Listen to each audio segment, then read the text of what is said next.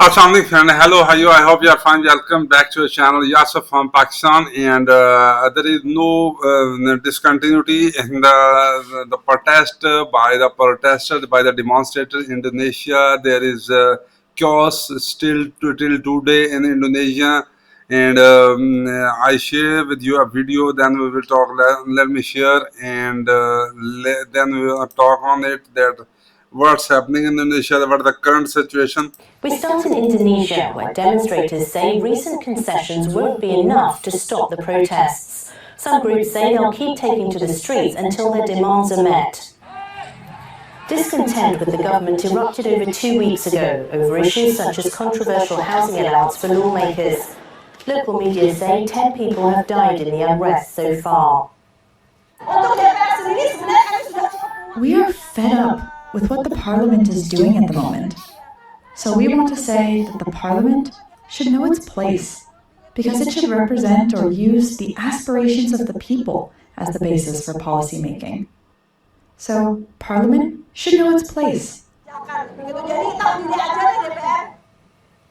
Finance Minister Sri Mulyani was among those who came under fire. Her residence was attacked late last month by protesters.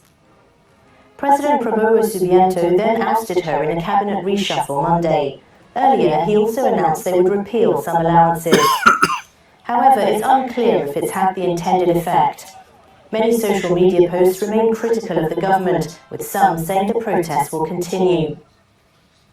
For more on this, we're joined by Ed. Till today, there is no stability, no political stability, because demonstrators are still on roads, and they can't satisfy the people of Indonesia. Now, the president of Indonesia, Prabowo, also reshuffled his cabinet, but this is this reshuffling didn't affect the demonstrators and the protesters are still on the roads. And the government should think that should they resign or they will continue the government. NHK World's Jakarta Bureau Chief Yoshimoto Akinori. So Akinori, what's it like in Jakarta right now?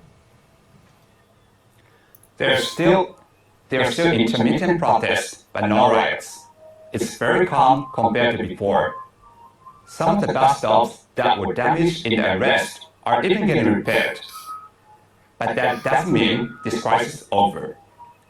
People are still taking to the street, voicing their dissatisfaction with the government. So let's dig into that a bit. It sounds like they've given in to some of the demands. Why are people still so upset with the government? This protest began with the allowances and then picked up steam when a motorcycle driver was struck and killed by the police vehicle. But what we're hearing now is that people are dissatisfied with their lives and they want major change. Indonesia's economy is growing, but specific industries like manufacturing aren't doing well. Many Indonesians lost their jobs over the last year. Even those that are working are struggling. Nearly 60% of the Indonesian workers are in so-called informal jobs, like running food stalls or driving motorbike taxis. Put it together, and many young people feel they have no future. So when the government started giving itself these big allowances, that dissatisfaction finally had a target. And odd job and informal job is always failure of any government. The people of Indonesia, if doing odd jobs and formal jobs, they are e-commerce, then it is dead confirmed that people are fed up and they're in need of an uprising. So people are started a movement, and this uprising will remain continue, and president surely reshuffle her cabinet. President also took decisions so many positive, but the people want, as the reporter said, that people want a major change in the country. They want to change the government, and there is need a dire need to change the government. So the government should think, and the think tank of Indonesia should rethink and review and recalibrate the matters.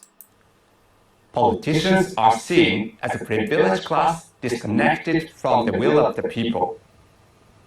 And what is the will of the people at this point? What are they asking for? Citizens have a list of about 25 demands. They include things like freezing lawmaker parks and increasing transparency. They also want the military to be less involved in law enforcement. As I said, the government already did some things, like cut the allowances that triggered the protest.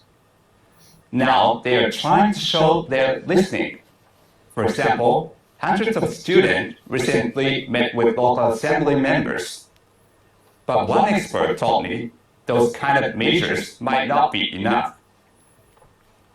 If the administration doesn't show it willing to stand by the people, or if the economy doesn't pick up, then the unrest might flare up again. He compared it to the situation in 1998, when widespread protests toppled the authoritarian Suharto regime. All of this is a crucial test for President Prabowo, who will soon mark 1 year in office.